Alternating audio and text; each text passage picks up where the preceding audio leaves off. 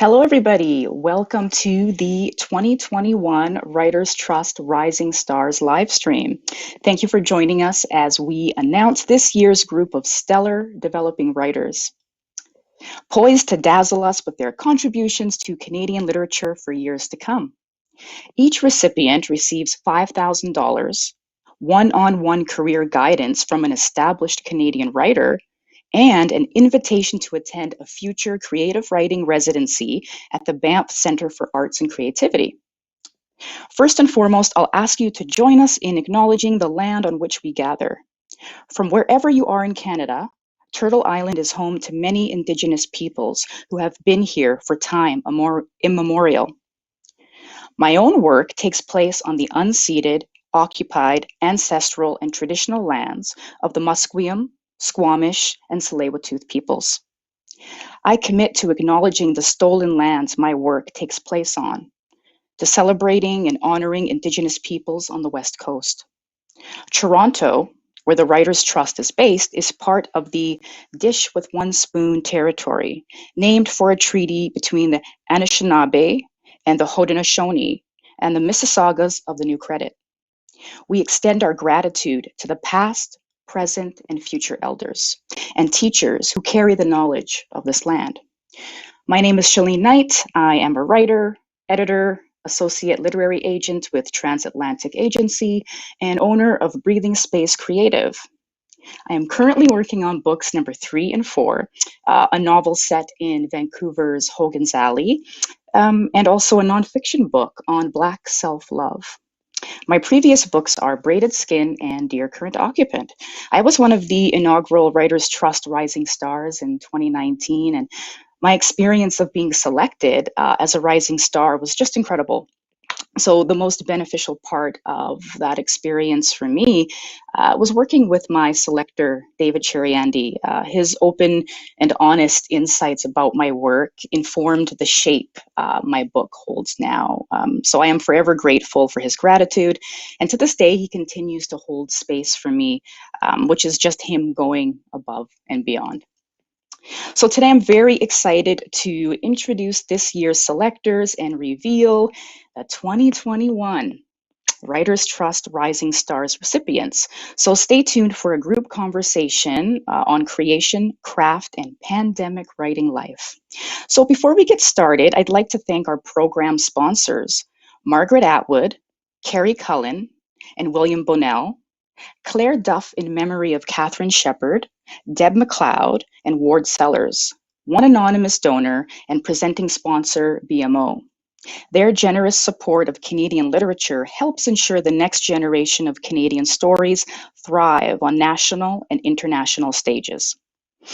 Okay, and now on to the reveal. Writers Trust asked 5 established and lauded authors to each identify a developing writer to spotlight and mentor. This year's selectors are Deborah Campbell, Brian Francis, Sue Goyette, Lawrence Hill, and Katharina Vermette. Each selector has pre-recorded a short introduction sharing a few of the reasons why they were drawn to and selected their rising star. First up, we have Brian Francis. Brian is a novelist who has been nominated for a Governor General's Literary Award, and he has a new book of nonfiction that will be published this summer. He lives in Toronto. Hi there, my name is Brian Francis, and I'm the author of 3 novels and an upcoming book called Misconnections, a memoir and letters never sent, which comes out this August with McClellan and Stewart. I am very happy to be part of the Rising Stars program, and I'm very happy to announce that my rising star that I've selected is Eddie Boudel-Tan. Eddie, I think, is a fantastic writer and is going to have a very long and prosperous career ahead of him. What I really like about Eddie is that he's not afraid of taking chances and tackling complicated stories, complicated characters, family dynamics, you name it. And also what I love about Eddie is that his writing has so much heart and emotion behind it. And that's something for me as a writer and as a reader that I really gravitate towards. It's exciting to be with someone at the start of their career. He's just started work on his third novel, and I'm happy to be working with him on that. I think it's going to be fantastic. And I just can't wait for new readers to discover him, and I'm excited to get the opportunity to work with him as part of this program. And all I can say is congratulations, Eddie, and looking forward to the future. Congratulations, Eddie. Welcome. I'm sure you must be so excited.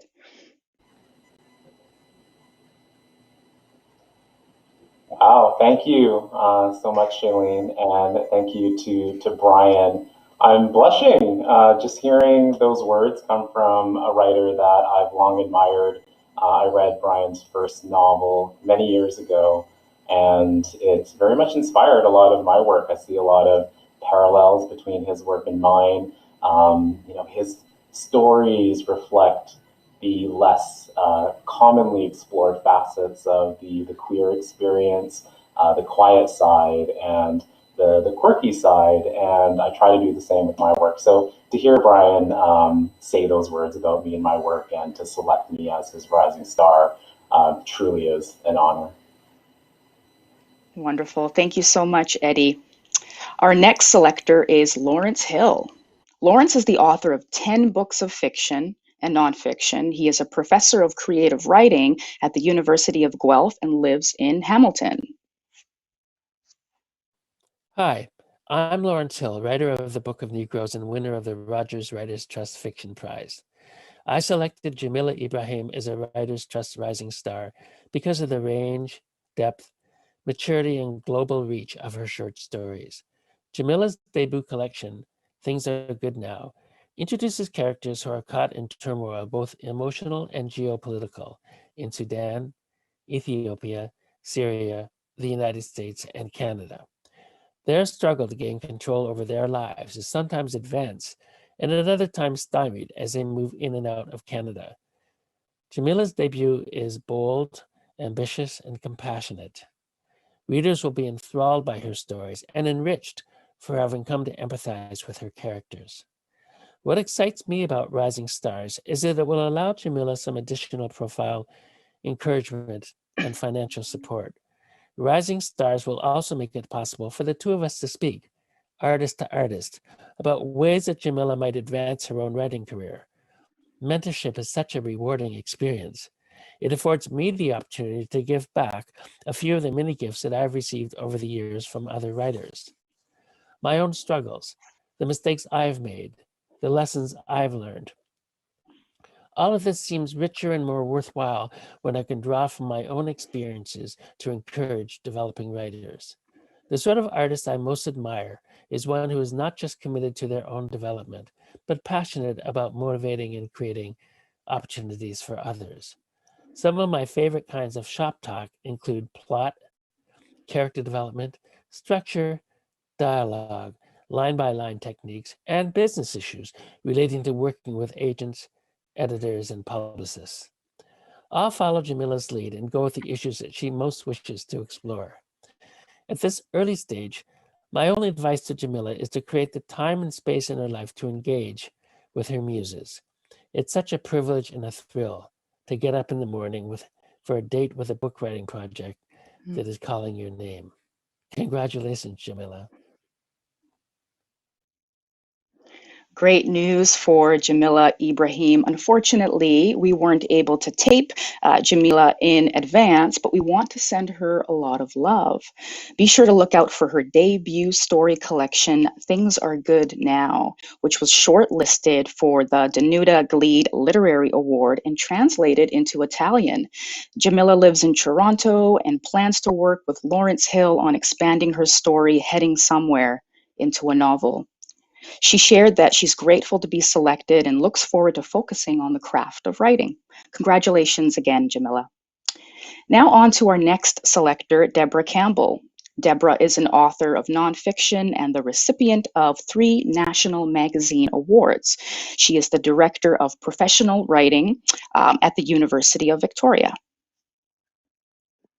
Hi, I'm Deborah Campbell, author of A Disappearance in Damascus, which won the Hilary Weston Writers' Trust Prize for nonfiction.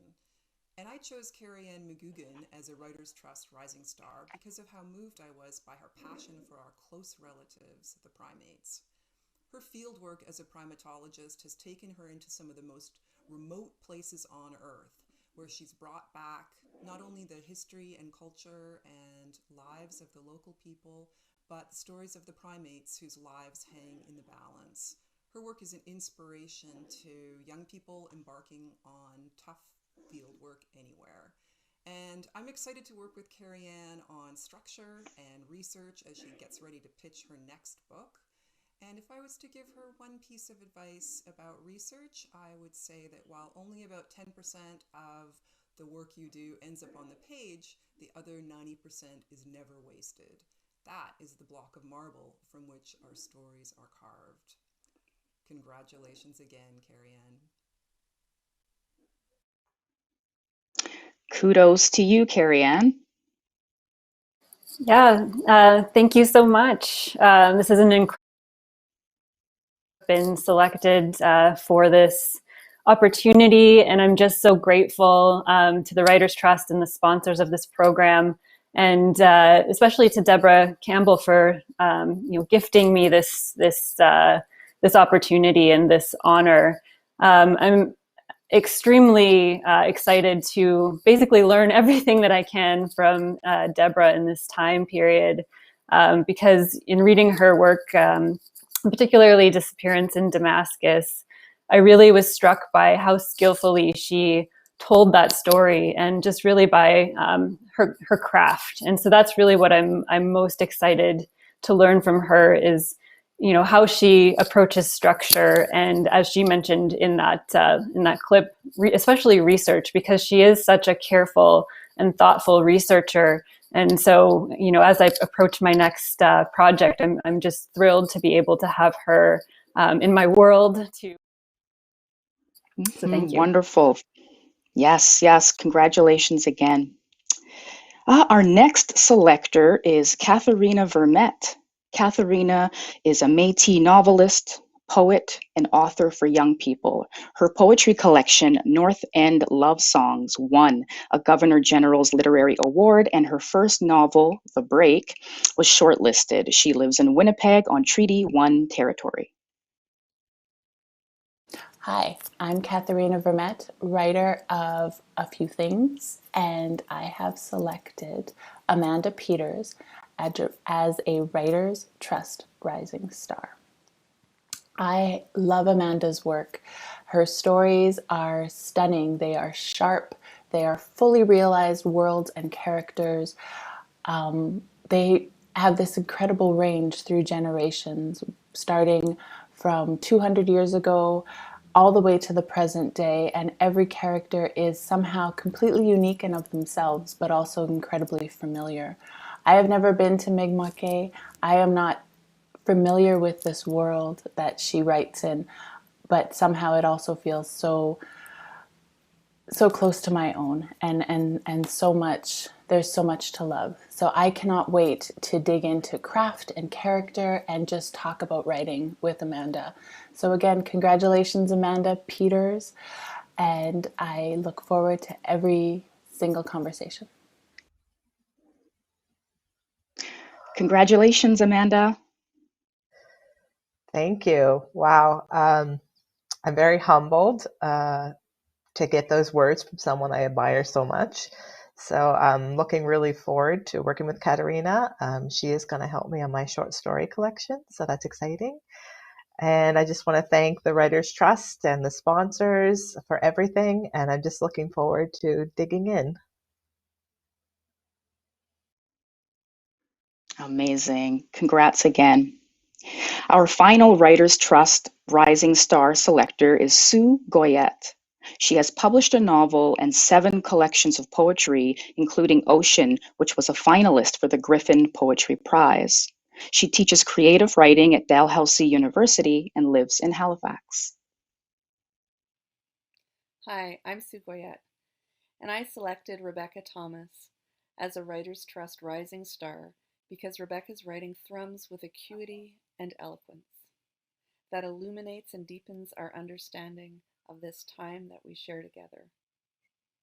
I selected Rebecca so that her work reaches more people, and those people pass her work along to even more people, for how trustworthy it is, how true. I selected Rebecca because her voice is one of the voices that feels crucial, for how she names what needs to be talked about, and how, from the moment you hear it, the moment you read it, you will feel something shift. You will feel yourself change. Congratulations on this honor, Rebecca. Thank you so much. I want to just say Walalan to Sue for selecting me, Walaliach to the Writers' Trust for, I guess, supporting that decision, and just Walaliach to the people who read my work and who see the change and who answer the call when I put it out there. So I'm overwhelmed, and I am incredibly lucky that the stories that I tell are seen as something with merit. Well, there you have it. These bright writers have shown great potential in their body of work so far. Congrats once again to Rebecca Thomas, Amanda Peters, Jamila Ibrahim, Carrie Ann McCougan, and Eddie Boudel Tan. To all our excited viewers, be sure to use the hashtag WTRisingStars when sharing the good news. You can also use the hashtag on Twitter to share questions for the writers, which we will get to at the end of our conversation, or post your questions right in the comments on Facebook and YouTube. Okay, so thanks everyone for joining us today. You must be very excited, and I know how you feel. My first question, let's just go ahead and start clockwise. I'm going to start with you, Eddie. What does it mean for you to be a Writers' Trust Rising Star? Wow, well, it's a great honor, of course. And I think what it really comes down to is validation, in that as an emerging author, to be able to be recognized by such an esteemed institution like the Writers' Trust of Canada, as well as such established and respected authors like Brian Francis, my selector, it really goes a long way. And I say this as an author who doesn't have an MFA, who is a queer Asian Canadian whose parents immigrated to Canada when they were in their 20s, to be able to write work and have it read and it be recognized in this program and within the industry here in Canada is truly wonderful. So it really is a great honor. Wonderful. Thank you, Eddie. I love what you said about validation and being seen. And I think that is huge, especially for an emerging writer just starting out. Now, I'm going to go ahead and ask you the same question, Rebecca.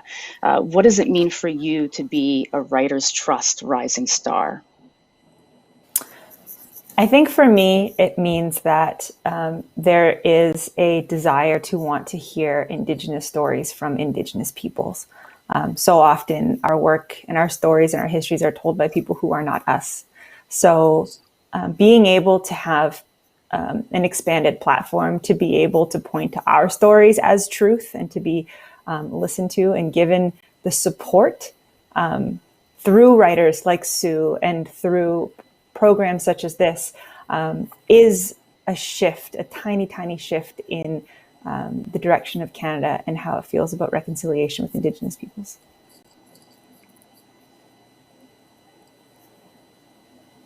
Thanks for that thoughtful answer. And Amanda, I'm going to go ahead and ask you the same question. What does it mean for you to be selected as a Writers' Trust Rising Star? I'm very humbled. I was very surprised when I got the call, but I think it offers a great opportunity for, like what Rebecca said, for us to tell our stories ourselves. For so long, Indigenous writers, Indigenous stories have been filtered through a colonial narrative. So it's really nice that we get to tell our own stories and that we get a platform to do that, and to be mentored by somebody so remarkable as Katerina Vermette is just, it's just very exciting. I'm very overwhelmed. So yes, good opportunity, good connections, networking, and new people to read. Mm-hmm. Mm-hmm. And this is just the beginning, right? So there's just so much to look forward to. Carrie Ann, I'm going to ask you that same question. What does it mean for you to be a Writers Trust Rising Star? Yeah, so it's an incredible honor, as everyone has mentioned. But I would echo a lot of what Eddie had to say, because as I reflect on this opportunity, I think a lot about how writing can really just be incredibly insular and solitary, like just me and my computer screen, never really knowing if anyone is going to read it or care what I wrote about. So to know that Deborah Campbell read my work and saw something in it and saw something in me as a writer, it's just incredibly meaningful and just an incredible honor. Big part of this whole process, that idea of community and being able to work with someone closely and intimately and have this, and be able to share feedback and talk about the craft of writing and to take your time with that. I think this idea of time is something we're all thinking about now. So I'm going to ask you, I think I'm going to ask all of you this question. It's something that is close to my heart and something I think deeply about. So when it comes to working closely with your selectors, what are you most looking forward to? And I'm going to go ahead and start with you, Eddie. Sure. You know what? You mentioned community, and I think that'd be my answer. I think I'm most looking forward to getting to know Brian, my selector. We've been meeting every Saturday morning, and I look forward to it every single week. And of course, learning from his experience, and that mentorship is so important. But I really just want to know him, and I'm really excited for he and I to now be a part of each other's community. Sort of like what Carrie Ann was saying, it can be very isolating being a writer, just me and my ideas and my screen. So to be able to connect with other writers in this way is really, really exciting. I love that idea of wanting to get to know the person behind the writing, right? Because that's also an opportunity for you to share a little bit more about yourself with your selector. Carrie Ann, I have the same question for you. What are you looking forward to in terms of that intimate relationship that you are building with your selector?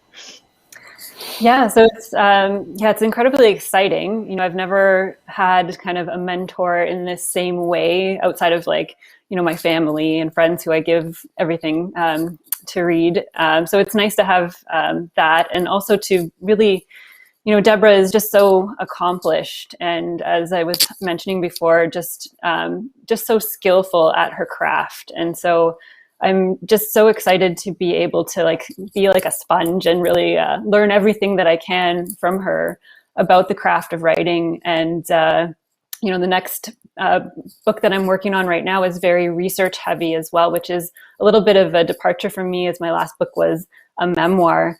And so, being able to really learn from her how she approaches research, how she gathers information, visits archives, and how she does interviews. So all of these things are topics and that I'm really excited to dive into with her. Exciting. That sounds amazing. Thank you so much for sharing that with us. I think I'm going to flip things around and I'm going to talk a little bit about how the pandemic has affected your writing. I think we're all in the midst of this, just trying to figure out and situate ourselves in terms of what our craft actually looks like now. So how has the pandemic affected your writing routine or creative practice? Are you using the extra time to write, or are you finding that difficult? And I'll go ahead and start with you, Amanda. I guess it depends on the day, really. At the beginning of the pandemic, it was still a little bit novel, so I still had some energy. And then other times, it just seems a very daunting thing to do because I'm working from home. So working from one computer all day, closing it, and then opening another computer without the separation can be a little bit daunting. So I guess it just depends on the day, how much I get to go out for a walk if the sun is shining. So I'm not really sure if I can answer that. Yeah, and just taking it day by day, I think that's a smart Mm-hmm. move as well, and kind of feeling things out and also recognizing the things that count as writing, right? That idea of taking a walk and noticing your surroundings, all of that ties into the creative process, at least for Yeah. me. So I'd love to hear what you think about that, Rebecca, in terms of writing in the pandemic and how it's affected or has not affected your creative writing process. For me, when I write a poem, I tend to write the whole thing. I'll have an idea in my head, or I have a specific line that I go, oh, this is good, and I want to turn this into a poem. And then I title it at the very end, and I always struggle with titles. I don't think I'm very good at giving my poems titles. And so what I've been doing, because I've been finding the process of writing really challenging because I can't pay attention anymore.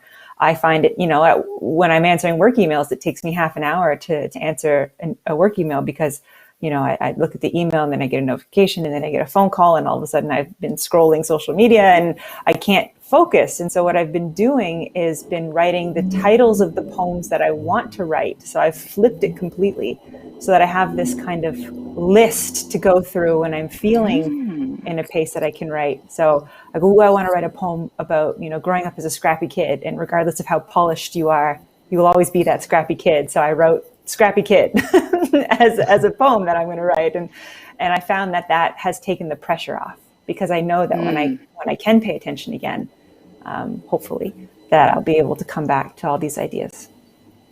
That's huge. I think that idea of building an inventory to pull from is incredibly smart. I think we can all relate to the distractions of life and work when trying to create, and the email example is a common one, I would say.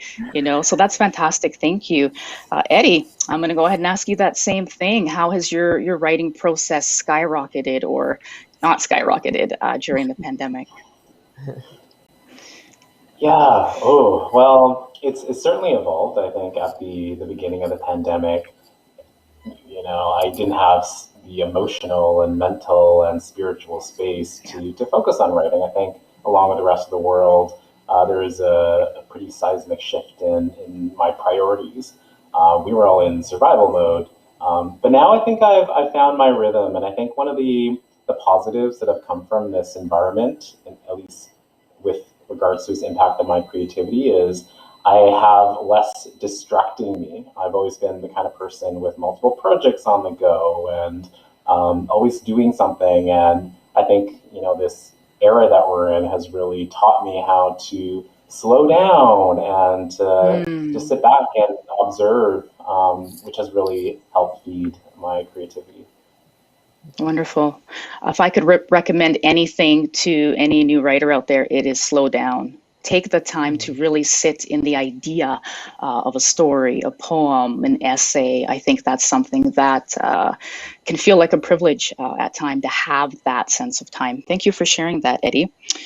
I'm curious, and this is going to be for all of you again. I'm curious, and I'm going to start with you, Amanda. I wonder if you have any other projects in the pipeline. So in addition to what you're working on now, do you have other ideas? Are there other things or books or stories that you want to write? Yeah, so with Katerina, I want to work on my short story collection, but I am writing a novel currently as part of my MFA program. So I attend the Institute for American Indian Arts, doing my Master of Fine Arts in Creative Writing. And I'm working with my mentors right now on writing a novel called The Berry Pickers, and it's a fictional account of the Mi'kmaq who travel to Maine in the summers and have for generations and generations to pick blueberries. So it is fiction, but it's based on a Mi'kmaq experience. So I'm about halfway through writing that novel. So I'm very, very excited about it. Oh, that sounds exciting. Incredible. Well, congrats. I can't wait to hear more about how that comes along. Carrie Ann, I'll ask you the same question. Do you have any other projects in the pipeline right now? Yeah, so there's a couple of things I have on the go. So the first is something that I'm planning to work with Deborah on. It's a work of narrative nonfiction, a collective biography about some really incredible women who I'm going to argue helped shape an entire discipline of primatology. So that's my background. I'm a primatologist, which just means that I know how to study primates, our closest living relatives. And so with this project, I'm going to explore the lives of these women and the many incredible discoveries that they made, and ultimately how they shaped this discipline under the backdrop of my own experience working my way through primatology. And then I actually have another project as well in the pipe, which is a different genre. It's a work of young adult fiction that falls under the Madagascar theme, because I'm very passionate about Madagascar and lemurs. And so that is about a young girl whose father is on a scientific expedition in Madagascar and goes missing, and she takes it upon herself to find him, and obviously learns a lot about herself and Madagascar and lemurs and conservation along the way. So those are the few things I have in the pipe. Ooh, incredible. Incredible. I feel like I should have more ideas on the go right now after hearing that. But that makes me think of something, and I'm going to flip things a little bit for you, Eddie. What do you think about having multiple projects on the go? Like, is that a pro or a con for you? Do you find that you can kind of have that ebb and flow, or you can roll back into another project when you're kind of sick of one or it's not coming along? You can kind of bounce back and forth. What do you think about that? I know for myself, I benefit from having a bit of distance from the work. I've had projects, mainly novels, that require an intense amount of dedication and focus. And it's really easy to get lost in that world and in that work itself. And that can be a good thing, but it's not always a good thing. I think, I at least for myself benefit from having a bit of distance from it, so that when I revisit it, I'm looking at it with fresh eyes. So I think in that way, having multiple projects on the go can be really, really helpful. It's a good way to keep our creativity flowing and stimulated. Being able to draw from different influences and shift focus, shift gears across different projects, I think can be really, really very much a good thing. Otherwise, it's easy, I think, to get myopic with any one project.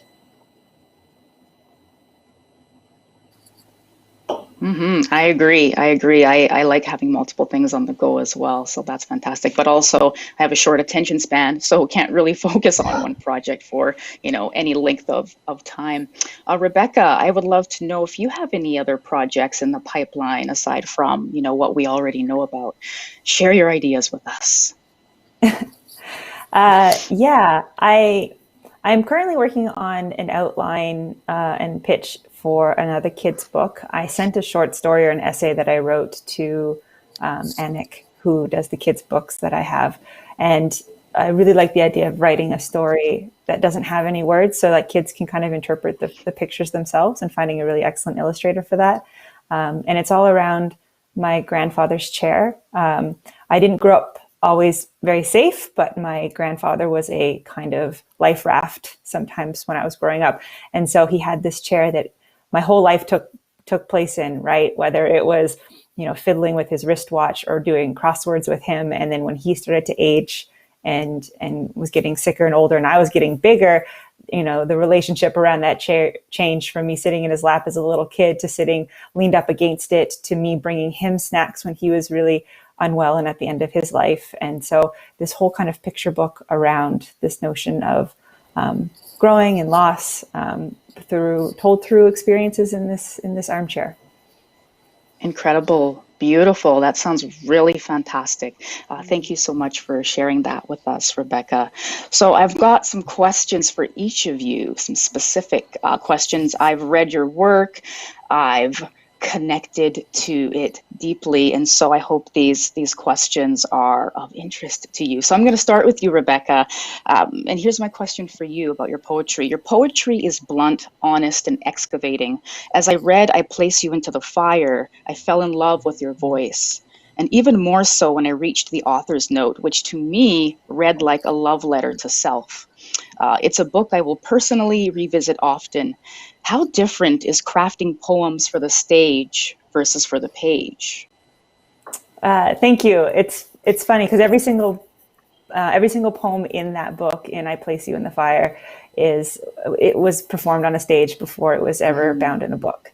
So if you read it, and if you've ever heard me perform poetry, a lot of people say that they hear me in their heads when they're reading the poetry, because I have a certain kind of style that I perform in that's a little bit different from maybe a spoken word poetry voice that a lot of folks have come to associate with speaking poetry out loud, but it's very much a style of my own. And for me, it's about a call to action when it comes to these kind of pieces of poetry, so much so that for me, it's about trying to get people so riled up or so uncomfortable in their privilege or so aghast at the injustices that can happen to Indigenous people and have happened, that they feel the need to do something. And so more often than not, I have an idea or a mission in mind to change something, and then I write a poem that suits that goal. Incredible. Incredible. A mission, a call to action. I like that. And I sense that in your work. Thank you for that. Eddie, I'm very curious about how you build characters. And so do you think deeply about the relationships that your characters will have, or do you focus more on their quirks and their personalities? Yeah, well, I love writing characters who are messy and complicated because people are messy and complicated. So I have a lot of fun with that. I always start with two things. So one, I always have to understand what a character wants. And two, I have to understand what a character is afraid of. I think much of human behavior boils down to desire and fear. So from that starting point, the rest is pretty easy. I actually don't really enjoy doing full character sketches of personality traits and quirks and everything else. I find once I understand the foundation of the character, what drives them and what scares them, the rest tends to take shape organically. Another thing that I really like to play with is how we decide what to reveal and conceal about ourselves. We all have inward and outward selves, and that tends to morph and change depending on who we're with and the environment we're in. And I think it can also often be a source of conflict within oneself and also within relationships. So, instead of trying to contrive a conflict between two characters, I often just, write the character and have them formed in my mind and let the story play out. And I often find that the conflicts arise organically through what each character decides to reveal and conceal about themselves. But I love writing characters. It's half the fun for me. Exactly. It almost sounds like you're finding entry points into the characters and just kind of letting them do what they do, putting them in the room and just listening, seeing what happens, right? I love that. Thank you. Thank you. I have a question for you, Carrie Ann, about your book, Chasing Lemurs. What propelled you to not only write about them, but to study them? Can you tell us a little bit more about the process of writing this epic journey? Yeah, absolutely. So I guess it probably won't surprise you to know that what drives my research and what drives my passion for writing about lemurs kind of go hand in hand. For those who don't know what a lemur is, it's a type of primate found only on Madagascar. So this is the book here. So this here on the side is a lemur. And what a lot of people don't know is that lemurs have kind of the devastating distinction of being the most endangered group of animals on the planet. So when it comes to my research as well as my writing, it's really driven by this passion for conservation and preservation of this really incredible species that would be really sad if they were gone from the world. So that's what drives that. And in terms of the book, so Chasing Lemurs focuses on the very first trip that I took to Madagascar when I was just a young PhD student embarking on my field work. I had been tasked with setting up a new field site where I would return later to study the lemurs in the long term for more than a year. And that trip really didn't go as planned. Basically, anything that could go wrong did go wrong. It took us, more than 10 days to hike into this field site across some really treacherous terrain, foraging rivers along kind of sandbanks, and culminated in my having to coordinate an emergency rescue mission to bring my field assistant to safety because he had contracted malaria. And so, that was a pretty epic journey, obviously. And I was keeping journals and writing letters home, to tell people that I was okay and, we're getting out. But when I got home, I just found myself, I didn't have any interest in writing about it. I kind of put those journals on the shelf. I filed away those emails. And even though there were people in my life who were kind of encouraging me to write about that story, I just didn't feel at the time ready to do that. So I ended up actually going back to Madagascar to an easier site to access and spent more than a year studying the lemurs there and getting to know the people and understanding the real kind of complexities around the conservation problem. And so I think having that perspective was really necessary to be able to write this book, because what ended up coming out when I did sit down to finally write it was much more than just that adventure story. It's really, I think of it as a love letter to Madagascar, beautiful country that really stuck with me and just compels me to go back again and again. And I don't think I could have done that, written that story that needed to be told without having all of that experience under my belt. So, yeah. Amazing, amazing. I think that just sounds like an epic journey in itself, just this idea of coming into the decision to then write this book. Beautiful. Thank you for sharing that with us. Amanda, I read your story in Grain magazine and I fell into your poetic prose. I'm curious to know if other genres inform your fiction, and how does a story start for you? I've heard other people say poetic prose, and it's funny because I'm so intimidated by poetry. I find it very overwhelming and beautiful, but I don't know if I could do it. So in terms of where my stories come from, I like to say it's magic. So I always hear a little kernel of truth, and then I just create some magic around it. So usually it's a conversation overheard on a subway, or I see something interesting on a walk and something just happens, or in that place between asleep and awake when you're just getting comfortable and you're just about to doze off. Those are some really good stories come there. So I have about 40, 50 notes on my phone. Sometimes when I wake up in the morning, they make sense. Sometimes they don't. Sometimes they lead to story. Sometimes they don't. So yeah, I think it's magic, I would say. I like that answer, magic. I'm always on the lookout for a little bit of that. So that's fantastic. Thank you so much, Amanda. So now, folks, we have some rapid fire questions, and these questions are for everyone. So we'll go around in a circle, and your answers are meant to be short. So try to keep it to 1 or 2 sentences max. I know that's tough, but you can do it. I have faith in all of you. So who is the most supportive person in your life when it comes to your writing? Eddie. My husband, Thomas. I always say he is my biggest fan and my most honest critic. Amazing.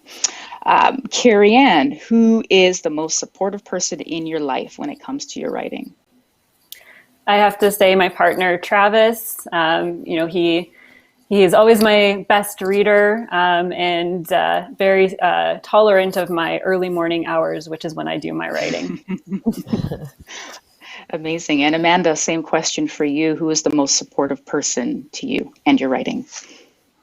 Aside from my immediate family members, I would have to say my very good friend and mentor, Christiane Conlon, who is a writer here in the Annapolis Valley. She has supported me even when she's read the bad stuff. She always still found something good in it. So Love that. Love that. And Rebecca, what about you? Who's the most supportive person in your life when it comes to your writing? My spouse, he has encouraged me to try different kinds of writing. He buys me different styles of books and literature, anything from graphic novels. He bought me The Break because he said, I thought you could write a novel. You have the potential of this. Like he's just like, I want you to have all these ideas. And he's always buying me Indigenous authors and says like, I think you could do this. I think you could do this. You're so great. So definitely my spouse. Amazing. Amazing. Set the bar high. I like that. I like that. Yeah. Next question. Yeah, exactly. Next question. Who is your first reader? Start with you again, Eddie. Oh, same answer. My husband. He's the only one I trust reading my stuff when it's not ready for anyone else's eyes. And I can always rely on him to give me the most honest feedback. Awesome. Thanks, Eddie. And what about you, Carrie Ann? Who's your first reader? I'm going to switch it up a bit and say my father, Ken. He has always been my first reader since I was a young girl, bringing him my stories, and he'd mark them up with a red pen. And still to this day, I send him my first drafts, and he's always got the best feedback. Awesome. And Amanda, what about you? Who's your first reader? my first reader is my cousin Tyler, and I imagine he gets very annoyed with me texting him and saying, check your email, please tell me what you think of this. He's the first person I go to when I'm looking for a word that I can't find. He's the person I send even chapters and bits to, so he reads everything first. Amazing. And what about you, Rebecca? Who's your first reader? It would be Andre Fenton. He is a fellow writer here in Halifax. He's an African Nova Scotian writer and like one of my poetry buddies. We've traveled across Canada numerous times performing together. So Andre Fenton, any ideas, any lines, any stanzas, go straight to him and get his opinion. Very cool. Next rapid fire question. Who would you pick to illustrate your next book cover? Eddie, I see you've got a book cover behind you, so why not? I'm going to pass that to you. Yeah, I do have to say kudos to Sophie Pass-Lang, who designed both my book covers, and I love her work. But if I were to pick someone, I would probably say Alex Gross. He's an artist that I really quite admire. I think he describes his work as pop surrealism, and he takes familiar iconography and does really unsettling things with it. And that just reflects my work so perfectly. So, yeah, there you go. So if you're watching, Alex. Very cool. I've got a book. There you go. You got to put it out into the universe. You got to manifest that. What about you, Carrie Ann? Who would you have illustrate your book cover? Yeah, so there's a really wonderful wildlife illustrator named Rachel Hudson, who has some especially impressive renderings of lemurs. So I think I had to go with that one. We actually have a few of her prints up on our wall. So yeah, I would love that for a book cover. Fantastic, fantastic. And what about you, Amanda? Who would you have to illustrate your book cover? Yeah, I've actually thought about this, and there's a brilliant artist in my community of Glooscap First Nation. Her name's Dion Lynch. And I have some of her work. She's a tattoo artist and a regular artist, and I probably would ask her because I love her stuff. Very cool. Awesome. And what about you, Rebecca? Who would you pick to illustrate your next book cover? Ooh, it's always a tie. Jordan Bennett is a Mi'kmaq artist. He won the Nova Scotia Masterworks last year. He has had incredible installments, and he does a lot of really cool modern geometric designs incorporating Indigenous symbols. And then the other one would be my sister, Lauren Thomas. She is a fantastic artist. And so I've approached her a couple of times and she's shy, but she's excellent artist as well. Awesome. Amazing. Well, thank you all for that rapid round. I think we should move to some audience questions. I know we're getting some things coming in, so I'm going to go ahead and get my audience question tool out. So the first question, this is an interesting one. And you know what? I think I'm going to go with you, Eddie, for this one. Writing is full of good days and bad days. What gets you through the bad ones? And can books of writers you love help with this? I love this question. Yeah. So what gets me through the bad days?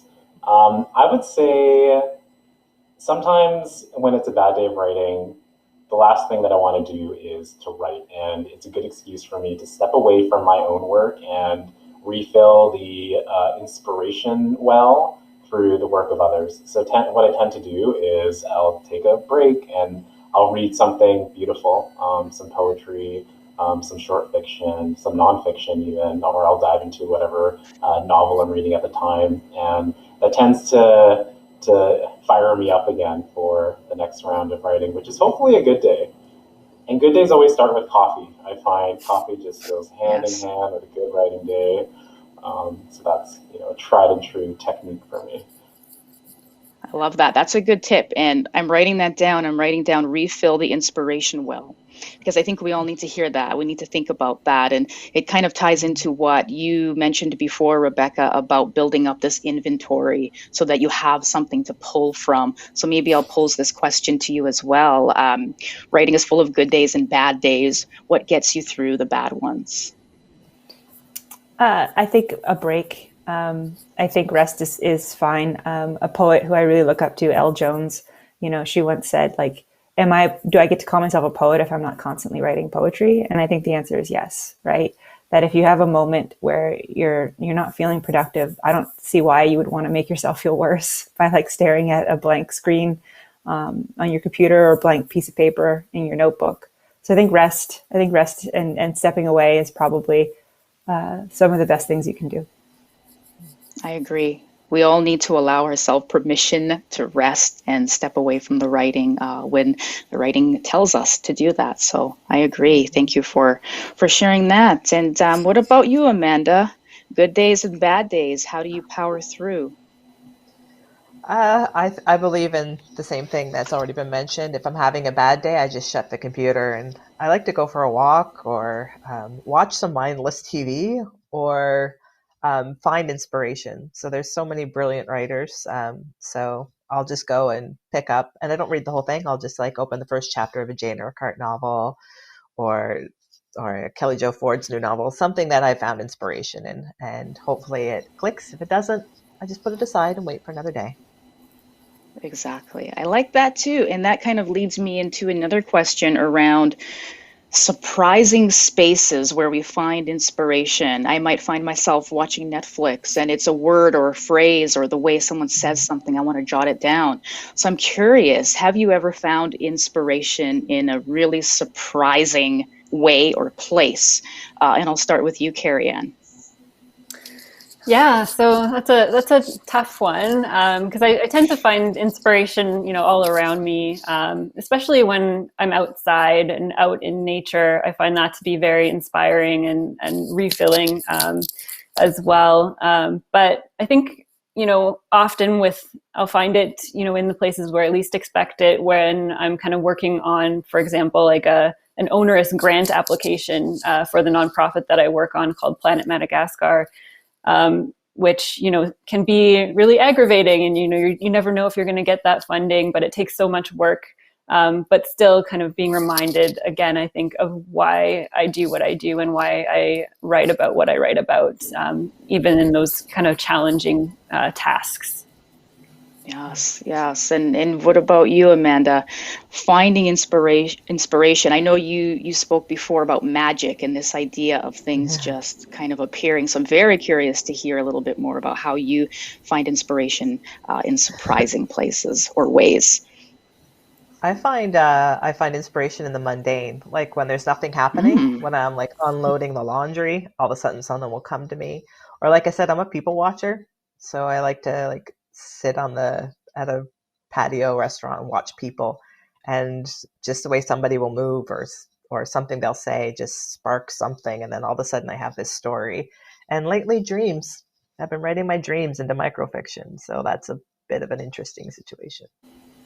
Cool. Yes, I like that. That is so cool. And there's just so much material in our dreams, right? So much material. And I think if you wake up with this visceral memory or this feeling from the dream, pay attention to that, because as the day goes, it will dissipate, it will disappear, it will go away. So super interesting. I think we should all pay more attention to our dreams. I have another question, and this might be a toughie, but I'm curious, now that we're in this virtual world, do we have this idea of a dream virtual event? Like, we're doing this event online. What would make it incredible? What would make it amazing?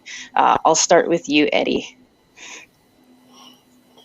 I think this is my dream virtual event. We're doing it right hey, now. We're living the dream. You know what, I think the one positive that has really come through with the pandemic, for me at least, is our ability now to end openness to connecting virtually with people all over the world. So I think any event in which writers and readers and whomever are able to connect from their own corners of the world and give us all insight into their daily lives, so that we can see the differences, but also the similarities and that shared collective experience, would be my dream virtual event. And I've taken part in a lot of events in which that has been true. So that's certainly a bright spot for me from the pandemic. Fantastic. Thank you. Thank you. And what about you, Rebecca? Do you have any dreams of the big dream virtual event? It's a cheeky answer, but my favorite virtual event is a not virtual event. I think that they're really important because I think they're they're really accessible sometimes for folks who may not be able to access a venue or something like that. So I think they come with a lot of really important questions when we think about what life is going to be like. Should we, get through this pandemic? And I think that it should be a hybrid, at least. So I think my ideal would be a hybrid, assuming that we can have accessible performances for everyone, right? I thrive in a spotlight. I have a lot of brothers and sisters. Getting undivided attention was extremely rare.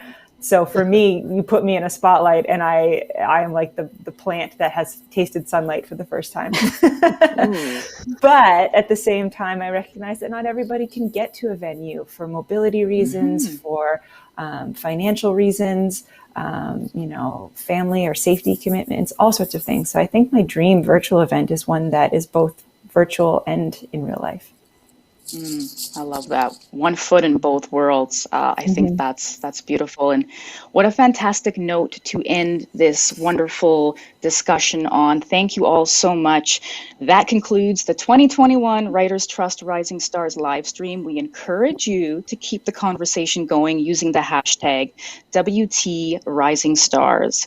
Thank you once again to everyone who joined us live, to those of you who are watching the recording on your own time, and to our wonderful sponsors. I hope you are as excited as I am about discovering these new amazing writers. Keep an eye out for their upcoming work and visit writerstrust.com/rising stars for more info. Have a great day, everyone.